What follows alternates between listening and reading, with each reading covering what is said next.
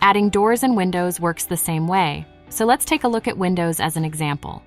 To add a window, just click on the door icon on the left side menu and select Window. Once the menu opens, click on the window you want to place, and then click on the wall where you want to place it. You can also click and drag to move the window around. If you want to change the dimensions of the window, go to the Settings tab on the right side menu. You can input values for the width and height fields to adjust the size. You can also lock or unlock the proportions by clicking on the lock sign.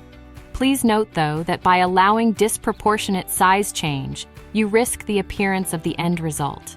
To change the vertical position of the window on the wall, simply move the slider. If you need to replace the window, click on the Replace icon and choose the new window. Once you're satisfied, click X or outside the menu to close it.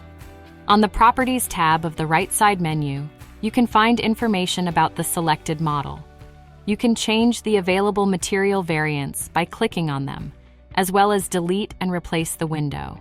You can also access the Replace, Duplicate, and Delete functionalities through the Context menu. Simply right-click or long tap on the window and click on the corresponding icon to trigger the functionality. Let's choose Duplicate and then select a spot where you would like to place a duplicated model. If you want to delete the window, just click on the Delete Window icon. To add a door, choose Door in the left side menu. The other functionalities for manipulating doors are the same as for windows.